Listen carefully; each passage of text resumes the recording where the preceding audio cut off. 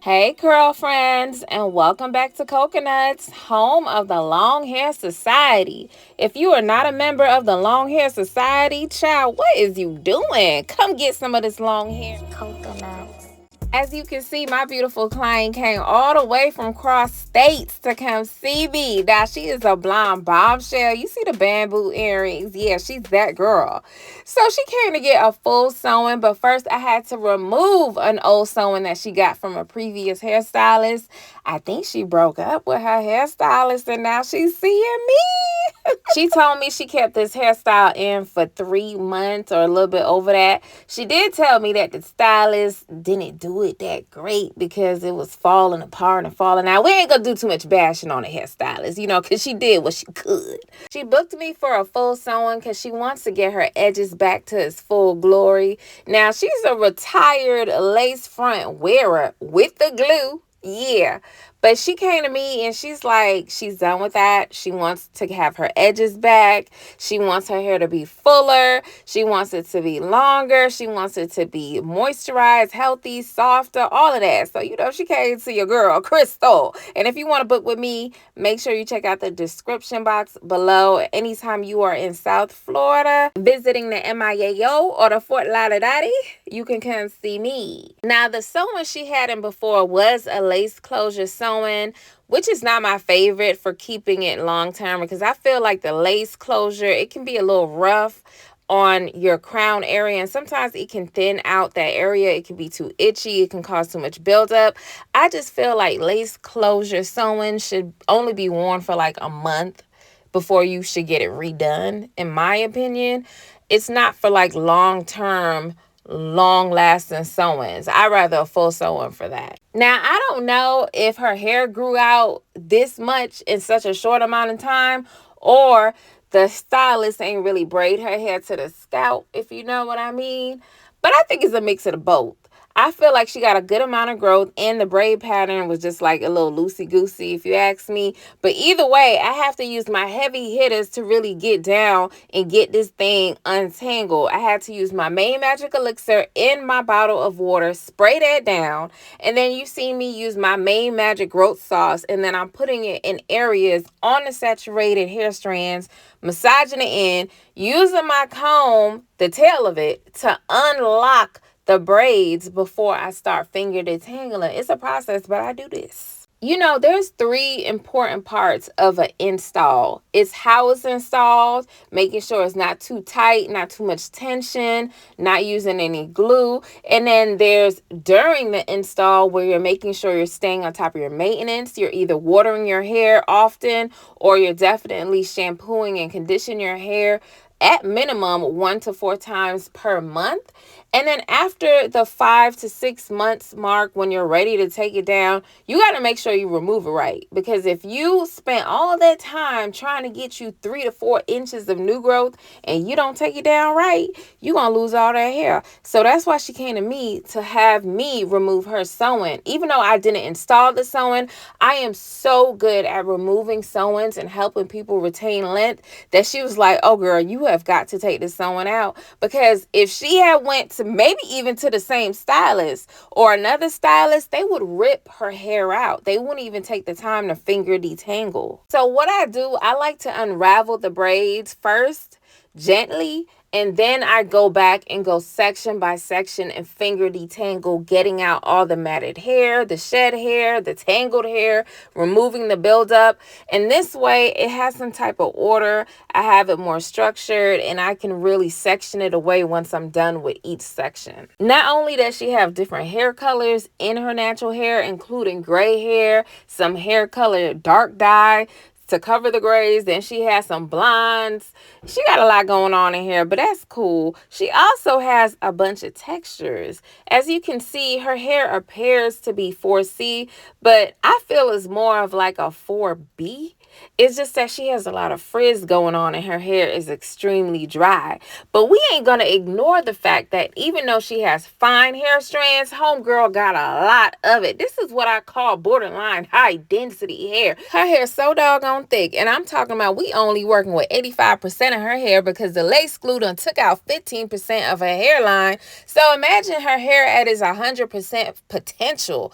She got a whole lot of hair, fine hair strands, but a whole lot of them. If you plan to use protective styling like sew-ins, box braids, crochet, any type of protective styling long term to help you get to waist length or longer, you have got to learn how to finger detangle, and you can't get tired of it. You have got to learn how to put that comb down, use your hands and feel for knots, take out tangles. Yes, there is a learning curve to finger detangling, but the more you do it, the better you're going to get at it.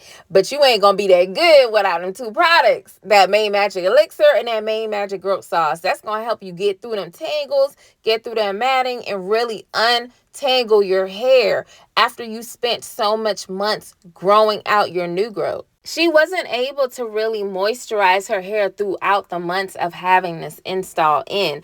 And her hairstylist didn't butter up her hair or oil her hair up before she even did it. So her hair is dry, extremely dry. So if I tried to take this thing out with a comb, that would be wicked. Oh my gosh, like why? There are some people who do this to kids on dry hair, taking out their hair using a small teeth comb. You can't do that. What I'm working on right now is a small knot. I wouldn't know that small knot was there if I didn't have my fingers feeling for it. And I would have took a comb and combed that knot out and plucked all of that from her scalp. That would leave her scalp sore and tender and less hair on her head because I'll be plucking and tweezing her hair out of her head. After finger detangling and getting all her mats out, I now do the detox treatment on her. Look how her hair done soaked up all that detox clay. She got a lot of hair. I shampooed her out, did the treatments on her, steam treatments, everything.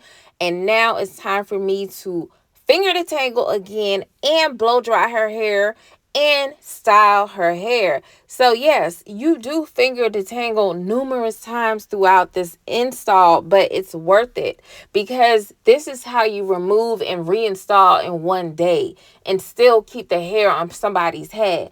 Because the way to waist length is not worried about growing your hair, because your hair gonna grow. It's about keeping the hair on your head, length retainment. You might not know how to keep a man, but I'm gonna show you how to keep some hair on your head.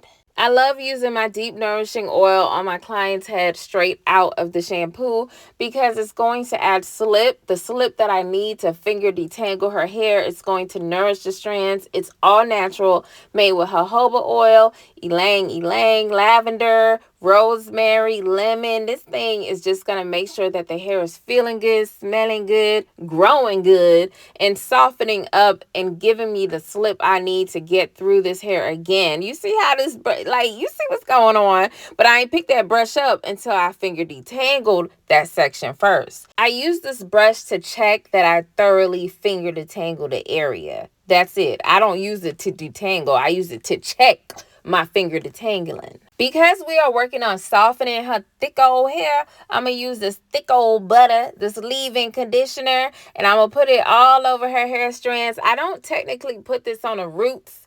I put it down probably about a couple inches mid-shaft to the ends and cover it up.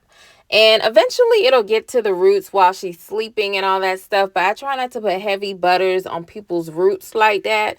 And what I'm doing is just softening up her hair before I braid it down. If it ain't buttered up, it don't need to be braided up.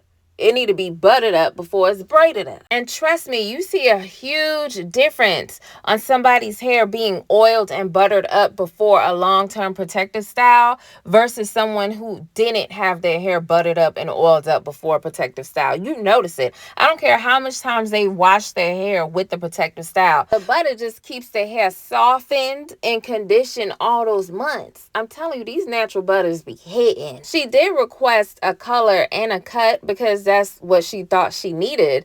But I don't do those type of things when I just met you.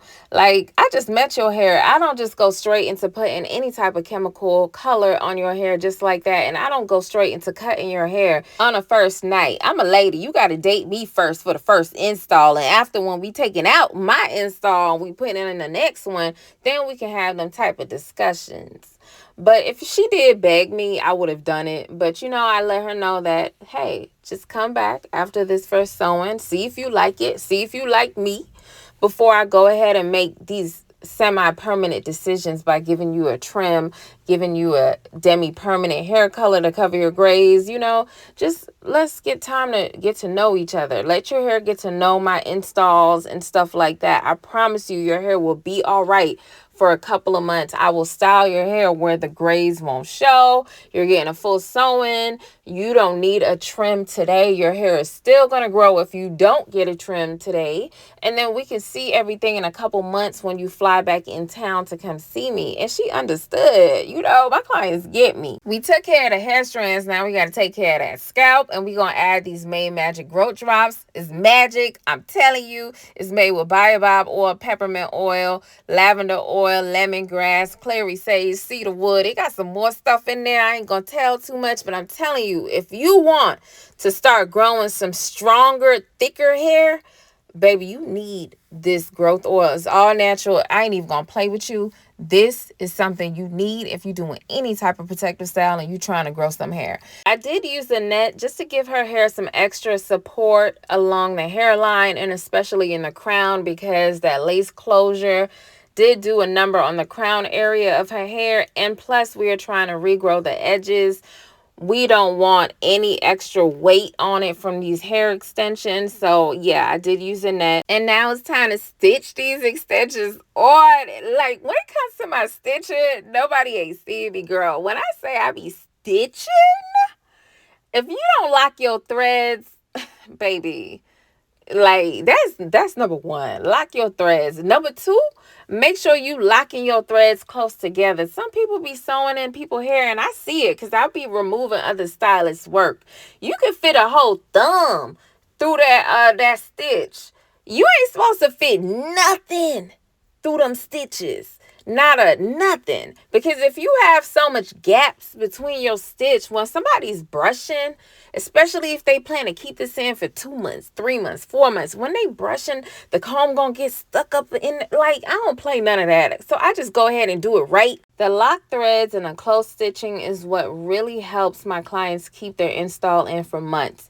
Not braiding tight, not sewing in tight, not having it as a tight install, but focusing on doing it right the first time. There's this little trick I like to do when someone is trying to regrow their edges. I'll take the first piece of the hair extensions that I sewed along the perimeter and I'll weave out some hair, and then I'll take my razor and I'll cut down some to make it look like baby hair, so when the wind blows, those hair are like covering up grays. It's covering up the fact that her edges are shy and we're regrowing it. So that's my little trick. But at the end of the day, this is what it's looking like. A full sewing, and she's going to keep in for months.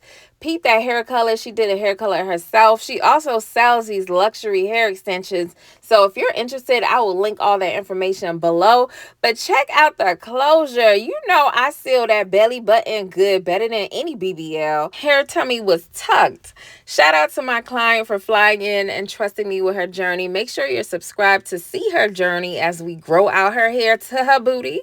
But for now, shop is closed. Make sure you head to coconuts.com. But before that, I have got to remove my wig and clean my salon and make sure I send my client all her information so she can have it in her notes. One thing about me as a stylist, when you leave this chair, you are going to be thoroughly informed about what went on in your appointment and how to take care of your hair. Till next time, bye.